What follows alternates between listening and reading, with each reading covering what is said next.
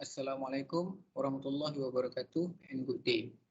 My name is Muhammad Hazim bin Ahmad Zulkafli and my matrix number is B0919103788 and I am from BMMH.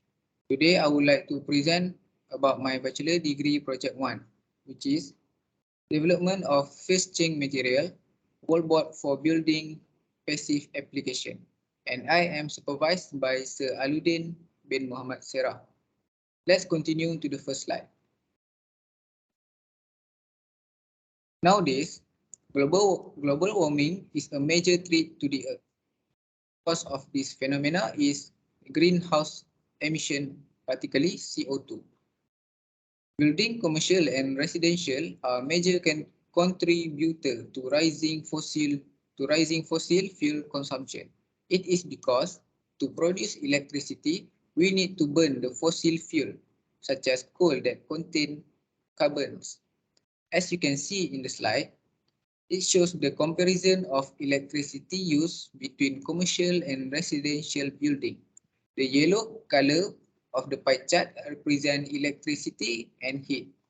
For commercial building, the use of electricity increased from 25% to 54% in years 1980 to 2010. And for residential building, the use of electricity increased from 16% to 25% in years 1980 to 2010.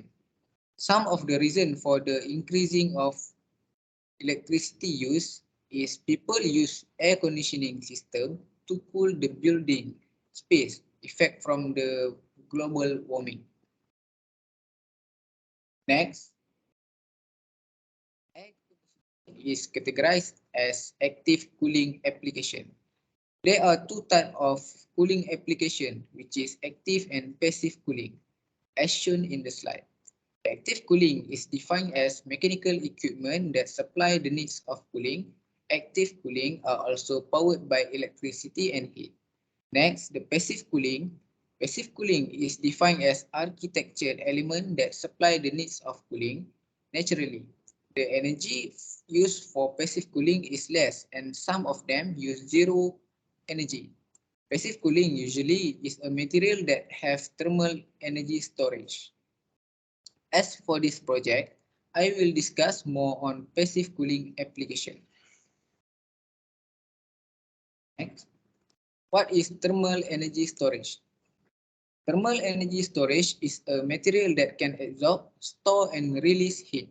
There are two types of thermal energy storage, which is sensible heat storage and latent heat storage. Sensible heat storage is occur due to the temperature change and latent heat storage is occur due to the phase change. As you can see in the slide, a stone is an example for sensible heat storage and paraffin wax is example for latent heat storage. Next, PCM is also one of the thermal energy storage. PCM is a latent heat storage material that can absorb, store and release heat to the environment during phase change. The picture illustrated in the slide is example of PCM that integrated in building. During the day, PCM will absorb heat inside the building and maintain the comfort temperature in the building. This process will change the phase of PCM from solid to liquid and it's called charging process. During the night time, PCM will release heat inside the space due to the lower temperature at the outside and maintain the comfort temperature in the space. This process is called discharging process and the PCM will change the phase from liquid to solid.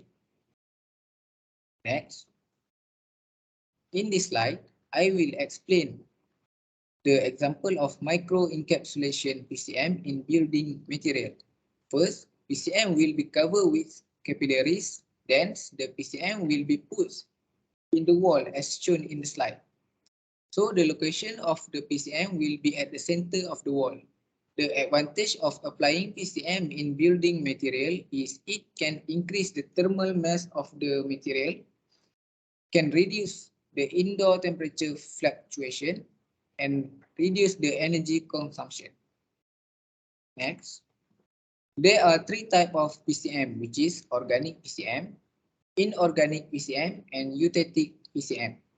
In this project, organic PCM will be used to apply in the wallboard because it is more chemically stable than inorganic PCM and eutectic PCM.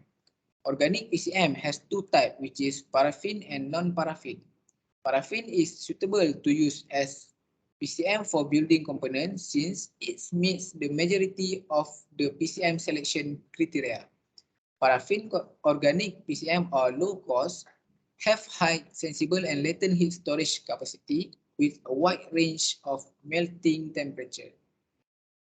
Next is literature review. There are several journals from past studies that I have found that related with this project title. First, Diana et al. 2015 said that the use of electricity and heat for building increased from 26% in 1980 to 54% in 2010. Second, Walker et al. 2020 found that the optimal melting temperature range for PCM is between 20 degrees Celsius to 26 degrees Celsius. Next, Kudama and Marta 2021 found the best melting temperature was 30 degrees Celsius and 18 degrees Celsius for external and internal PCM layers. Lastly, Sajid and Paulo 2020 found that the non-homogeneous distribution of PCM in microencapsulated PCM pods shows temperature drop of 5 degrees C across the PCM layers. Next, the problem statement. This is the imitation of problem statement in order to create the objective. First, the energy consumption of building produce greenhouse gas and resulting the global warming to the world. So the passive cooling that have thermal energy storage will be applied, and the method is applying organic PCM into building application. Microencapsulation method need to be applied to avoid leakage of PCM. Next, the design of the wallboard and layer arrangement of PCM, and finally the thermal performance of the PCM. There are three objectives of this project. First, to fabricate microencapsulated PCM integrated wallboard as passive cooling method. Second, to determine the optimum design and parameter of the wallboard such as thickness and layer arrangement. Third, to evaluate the thermal performance of the PCM integrated wallboard by using small-scale test board. Next, to achieve the first objective, a wallboard will be fabricated with a dimension of 1 feet times 1 feet times 1 feet. And the example of the wallboard are shown in the first picture of the slide. Next, every side of the wallboard will be integrated with PCM. So the side part of the wallboard will have two boards and the PCM will be placed at the center of the board. The upper and down side of the PCM are not integrated with PCM, so it's only used one part of board for each up and down. Second figure of the slide shows the arrangement of the gypsum board. After that, to achieve objective 2, 4 different layer arrangement of PCM and thickness of wallboard will be created. First design is the picture on the upper left of the slide. A PCM are placed between the thermal sheet and gypsum board will be enclosed on either side with 10 mm thickness. The second design is the bottom left of the slide. A PCM are placed between thermal sheet and the gypsum board will be enclosed to each other side with 5 mm thickness. For the third design, which is on the upper right side on the slide, a different PCM from design 1 and 2 are used, and the PCM are placed between the thermal sheet and gypsum board. And the thickness of the gypsum board is 10 mm.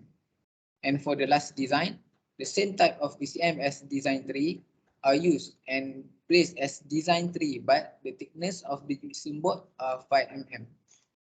Next, to evaluate the thermal performance of the PCM wallboard, several testing are prepared, which is oven testing, insulated container testing, air conditioner room testing, and nighttime surrounding testing.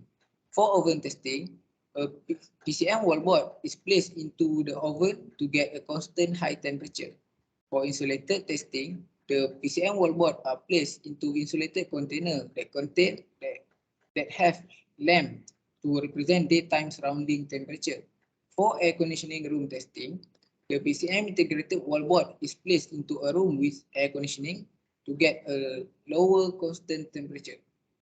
For nighttime surrounding testing, the PCM integrated wallboard is placed at open surrounding during night to get natural lower temperature.